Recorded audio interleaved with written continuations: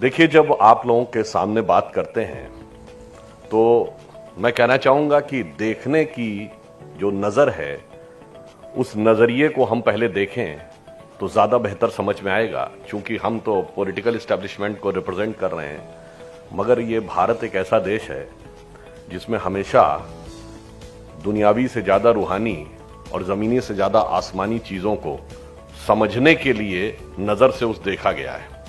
तो मैं सबसे पहले ये एक पंक्ति कह के बात शुरू करूंगा कि न तख्त ताज में न लश्करो सिपाह में है, जो बात कलंदर के बारगाह में है, और जो दिल से देखता है तू है बस वही दुनिया, वो संग खिश्त नहीं जो तेरी निगाह में है। तो ये मैंने सिर्फ इसलिए कहा कि जो निगाह आपकी कहां है और हकीकत कहां है, उसको अगर आप देखने में थोड़ा समझ जाएं तो मुझे लगता है आगे का मुकाम भी हमें बेहतर समझ में आ जाता है। मैं इस पे लिए पहले अपना एक्सपीरियंस बताना चाहता हूं। आज से 5-6 साल पहले की बात है, मैं एक टीवी डिबेट में था।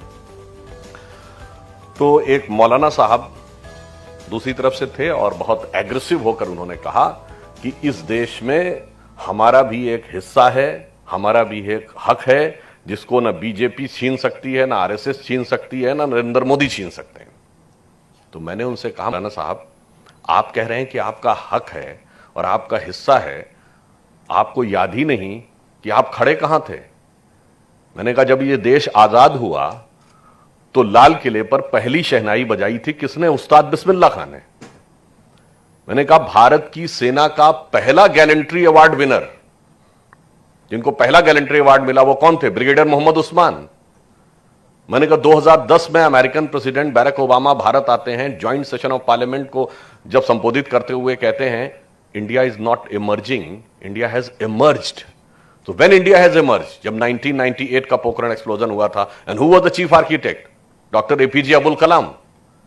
मगर आपने तो कभी देखा ही नहीं कि आप तो सबसे आगे खड़े थे और आप हक मांगने के नैरेटिव में आ गए। इसलिए मैंने फिर उनसे कहा, मैंने कहा कि सिर्फ यहां बात इतनी नहीं है, जैसे आजकल भी इस तरह के विषय बहुत चल रहे हैं। अब कश्मीर फाइल्स का विषय चलता है, उसको लेकर नैरेटिव की बात चलती है। तो मैं एक फैक्ट याद दिलाना चाहता हूं, शायद हम में से बहुत से लोगों को, ये 10 में से 9 लोगों को पता ही नहीं होगा कि जब पाकिस्तान से सन 47-48 वाली वॉर हुई तो भारत की सेना के एक अधिकारी ऐसे भी थे जिन्होंने एक इलाका पाकिस्तान जीत गया तो उन्होंने कसम खाई कि जब तक यह इलाका मैं वापस नहीं पालूंगा तब तक पलंग पे नहीं सोऊंगा, जमीन पे सोऊंगा, जैसे महाराणा प्रताप की तरह। वो लड़ाई थी झाकड़ की लड़ाई, जो अक्टूबर 1947 में हमारे हाथ से निकल गया, और वो अधिकारी थे ब्रिगेडियर मोहम्मद उस्मान। फरवरी 1948 में जब इंडियन आर्मी ने दोबारा जीता तो सबसे पहले उनके सैनिक पास के गांव में गए और जाके पलंग लेके आए। साहब, आपने पहले अपनी वो कसम पूरी करी है, क्योंकि आपने तो कहा था कि हम कभी पलंग पे नहीं सोएंगे। ये नैरेटिव किसी को पता है क्या? अब अगर हमने अपना ही नैरेटिव छोड़ दिया, अपना ही सरमाया छोड़ दिया और हम किसी दूसरे नजरिए में फंस गए, तो हमें उसको दोबारा याद करने की जरूरत है। मैं छोटा सा और फैक्ट बताना चाहता हूं कि बहुत सारी बातें कई बार आती हैं कि अगर ये पूछा जाए कि उस मुस्लिम साइंटिस्ट का नाम बताइए जिसको फंडामेंटल साइंस में नोबेल प्राइज मिला हो, तो वो एक ही हुए, वो तो पाकिस्तान के अब्दुल समद। 1973 में फिजिक्स का नोबेल प्राइज मिला और वो अनडिवाइडेड इंडिया में पैदा हुए थे। किसी को याद ही नहीं, कोई उससे कनेक्ट ही नहीं करता। डॉक्टर एपीजे अब्दुल कलाम से बड़ा साइंसदान पूरे आलमे इस्लाम में पैदा नहीं हुआ आज के जमाने में। किसी को कोई कनेक्शन ही नहीं। मैं अगर विनम्रता से पूछूं कि डॉक्टर कलाम के नवाज़े जनाजा में कितने लोग गए थे? नहीं। और बाकियों में जो किसी भी प्रकार के अपराध या आतंकवाद में मुलव्विस हैं, उनके में खूब जाते हैं, खूब खबरें छपती हैं, बड़े बड़े बयान आते हैं। तो मैंने तो सिर्फ यह कहने का प्रयास किया कि अगर आप नजरिया देखें तो हमारे आपके पास इतना है कि लोगों को समझाने के लिए नहीं, one of the leading position. अब यहां पे मैं एक और बात कहता हूं कि साहब, वो कहेंगे कि साहब सारा तो ठीक था मगर हम पे कॉन्फिडेंस कम किया जाता है। अब यहां पे मैं सिर्फ ये कहूंगा कि अगर कॉन्फिडेंस की बात आए तो मैं 2 एग्जांपल दूंगा। सबसे ज्यादा कॉन्फिडेंस की जरूरत किस पोस्ट पे होती है? आप लोग जस्टिस हैं, बड़े बड़े पदों पे रहे हैं सब लोग, सबसे कॉन्फिडेंस की पोजीशन होती है chief of the intelligence bureau, IB chief. इससे ज्यादा कॉन्फिडेंस की कोई जरूरत नहीं थी। पूरे देश की सबसे सेंसिटिव इंफॉर्मेशन आईबी चीफ के पास आती है और आईबी चीफ सिर्फ दो ही लोगों को ब्रीफ करता है, प्राइम मिनिस्टर और होम मिनिस्टर। किसी तीसरे मिनिस्टर को ब्रीफ नहीं करता और बहुत सारी चीजें, जितने कोवर्ट ऑपरेशंस हैं वो आईबी चीफ चलाते हैं। इसीलिए जब भी कभी सरकार बदलती है तो पिछली सरकार का आईबी चीफ कंटिन्यू नहीं करता है, 2 या 3 हफ्ते में नई सरकार उसे बदल देती, क्योंकि उसे अपने कॉन्फिडेंस का आदमी चाहिए होता है। मगर जब मोदी जी प्रधानमंत्री बने, आप में से शायद कुछ लोगों को याद हो, उस समय भारत के आईबी चीफ कौन थे? श्री आसिफ इब्राहिम। उनके कार्यकाल का 8 महीना बाकी था। 2 साल का फिक्स टेन्योर है आईबी चीफ का, उससे ज्यादा भी नहीं हो सकता, कम भी नहीं हो सकता, क्योंकि पोस्ट ऐसी है। गवर्नमेंट चाहे तो बीच में हटा सकती है। अब 8 महीने उन्होंने पूरी तरीके से कार्य किया, पूरे सम्मान के साथ। कभी आपने इस बात पे ध्यान ही नहीं दिया होगा कि मोदी जी की सरकार में आईबी चीफ मुस्लिम थे। अब आप ध्यान करिए, जब पोखरण एक्सप्लोजन हुआ था, यह पहला 98 का पोखरण एक्सप्लोजन था जो हुआ और अमेरिका को भी पता नहीं लग पाया। पहली बार ऐसा हुआ कि दुनिया में किसी देश ने एटॉमिक एक्सप्लोजन कर दिया और अमेरिका को पता नहीं लगा। वरना 74 में जब हमने किया था तो हमसे पहले, before the government of India announced, Russia ने भी अनाउंस कर दिया था और अमेरिका ने भी अनाउंस कर दिया था कि India has conducted atomic test. आप देखिए, नॉर्थ कोरिया में होता है, चाइना भी करता है, तो उससे पहले अमेरिका बता देता है कि चाइना ने फलां जगह किया। यह ऐसा हुआ था, किसी को पता नहीं लगा और इतना गोपनीय, इतना कॉन्फिडेंशियल मिशन था। अटल जी के अलावा सिर्फ 2 लोगों को पता था, उस समय के हमारे डिफेंस मिनिस्टर श्री जॉर्ज फर्नांडिस और डॉक्टर एपीजे अब्दुल कलाम। अब इससे ज्यादा यकीन और विश्वास हो सकता है? इसलिए मैं कहना चाहता हूं कि कई बार आप चीजों को देखेंगे तो जो दिखता कुछ है और हकीकत कुछ होती है। हां, यह बात मैं मानता हूं, बहुत सारी चीजों को लेकर किसी भी प्रकार की वायलेंस भी होती है और उसमें कई इस प्रकार की चीजें होती हैं जो कभी कभी आपको दूसरे नजरिए की तरफ देखने की बात करती हैं। पर मैं ये भी कहना चाहता हूं, अगर हम गौर से देखें तो एक बार मैं टीवी पे था तो मैंने कुछ चीजें ऐसी गिनाई। एग्जाम्पल के लिए मैं एक और उदाहरण देना चाहता हूं। हिंदी में जितने बड़े बड़े कवि हुए, उनमें सबसे एक अत्यंत महत्वपूर्ण स्थान, विनीत रायन जी यहां पे हैं, वो ब्रिज क्षेत्र के रहने वाले हैं, रहीम दास का है। अब्दुल रहीम खान खाना, रहीम के खूब दोहे प्रचलित हैं। रसखान हुए,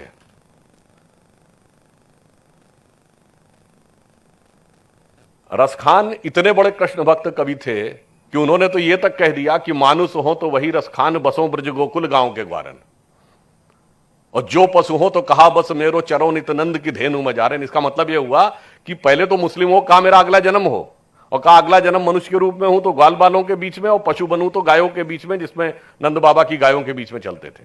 सैयद इब्राहिम रसखान, कृष्ण भक्ति के सबसे बड़े कवियों में से एक, जिनका नाम था आलम शेख। आप जानते होंगे, आलम शेख ने इतनी कविताएं लिखी कि उनके लिए तो एक फ्रेज यूज किया गया कि भगवान कृष्ण की जो नवरस में मूरत है, कि नवरस में मूरत सदा जिन बरने नंदलाल आलम आलम बस कियो। यानी आलम शेख ने पूरे आलम को बस में कर लिया, दय निज कविता जाल। मगर हमने कभी उसको सुनने की कोशिश ही नहीं की। और तो बताता हूं, अब्दुल रहीम खान खाना ने वैदिक एस्ट्रोलॉजी पे एक किताब लिखी है, संस्कृत में लिखी है, जिसका नाम है खेट कौतुकम। हमें उस विषय में पता ही नहीं रहता था। अब आप ये बताइए, हम गंगा जमुनी तहजीब की बात करते हैं, इसकी शुरुआत कहां से होती है? शुरुआत होती है दारा शिकोह की किताब मंजुमल बहरीन से, जिसका मतलब है 2 समंदरों का मिलन। उसी ने सबसे पहले उपनिषदों का फारसी में ट्रांसलेशन कराया और उस किताब का नाम रखा Sirre Akbar, words of the god. वहां से लैटिन में ट्रांसलेट हुआ, लैटिन से जर्मन में आर्थर शोपेनहावर ने ट्रांसलेट किया। आप सोचिए कितनी बड़ी लिगेसी, और उस लिगेसी को हमने बिल्कुल छोड़ दिया। अब यहां पे एक और बात भी कहना चाहूंगा, और सिर्फ इतना ही नहीं था, हम लोग बहुत सारी ऐसी बात कहते हैं। अभी होली का त्योहार गुजरा है, तो बुल्ले शाह ने तो यहां तक कहा था कि आज होली खेलूंगी मैं रसिया कह बिस्मिल्लाह, और आगे उन्होंने बोला अलस्तु बि रबिकुम प्रीतम बोले, सब सखियों ने घूंघट खोले, और नाम नबी की रतन चढ़ी और बूंद पड़ी अल्लाह अल्लाह, आज होली खेलूंगी मैं कह बिस्मिल्लाह।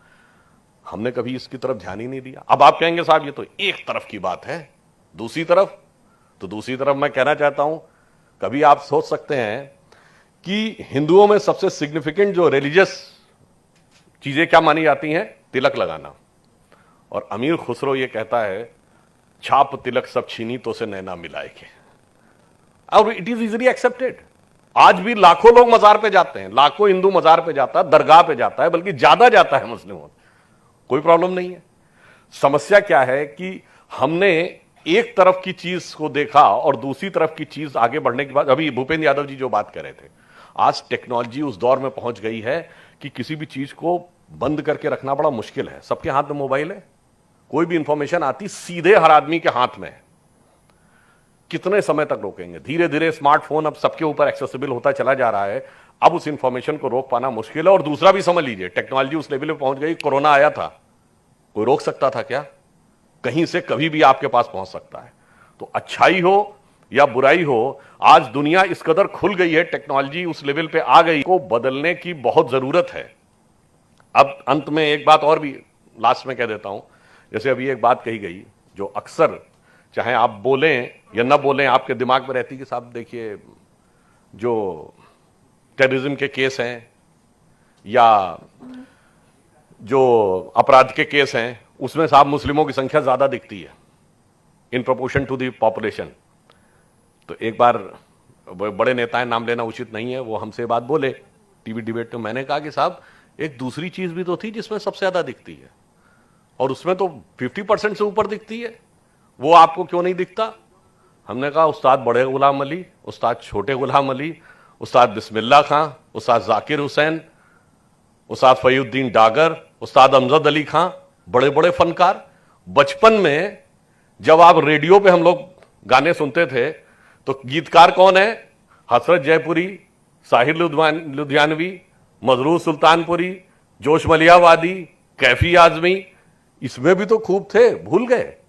अब नैरेटिव की बात बताता हूं। जैसे एक लाइन, एक और फैक्ट बता दूं। जैसे अभी शाहीन बाग का आंदोलन चला तो उसमें फैज अहमद फैज की वो बहुत गाई गई, साहब लाजिम है हम देखेंगे। तो जब अपोज किया गया, कहा तो साहब ये तो आप इसको अपोज कर रहे हैं, उर्दू की शायरी अच्छी नहीं लगती। मैंने कहा नहीं साहब, ये बात नहीं है।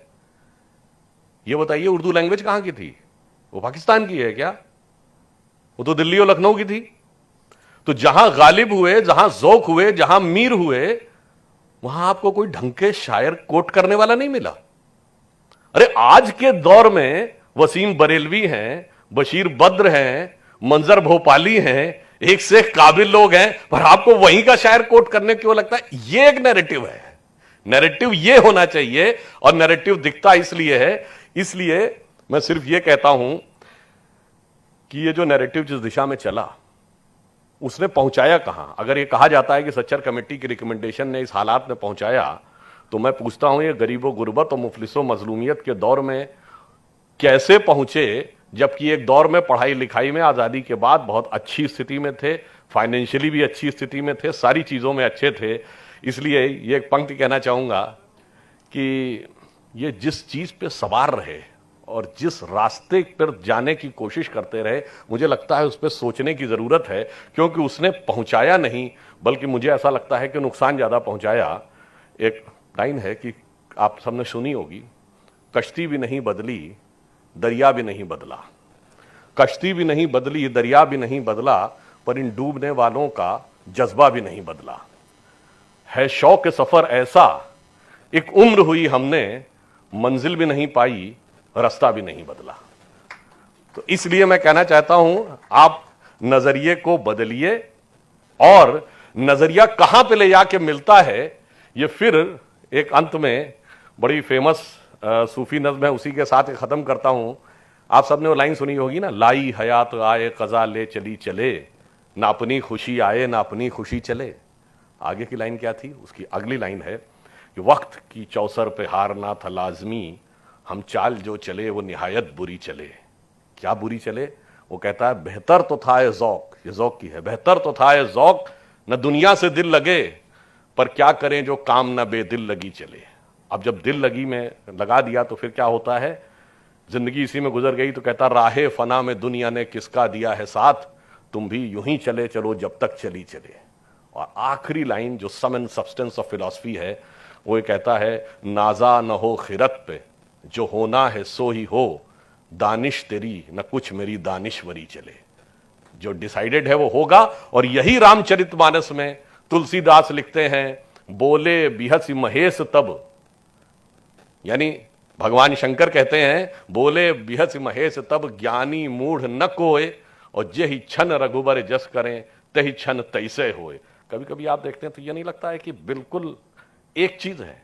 इसीलिए हमारे यहां लास्ट में जो मैंने बोला था पहला सेंटेंस, वही दोबारा याद दिलाता हूं कि हम अंदर की यात्रा के लिए जो भी आपकी मजहबी अकीदा है, पूरी शिद्दत के साथ, पूरी अकीदत के साथ अंदर की यात्रा में उसको यूज करिए और देखिए कहां पहुंचते हैं। क्योंकि हम आप ही को अपना मकसूद जानते हैं, अपने अलावा किसको मौजूद जानते हैं। खुद अपनी राह खोजने हम जलवगर हुए थे, इस राज को तो केवल महदूद जानते हैं। तो महदूद से सबको पहुंचाइए और सही दिशा, सही मुकाम, सही राह में मिलकर आगे बढ़ें। इसी बात से अपना निवेदन समाप्त करते हैं।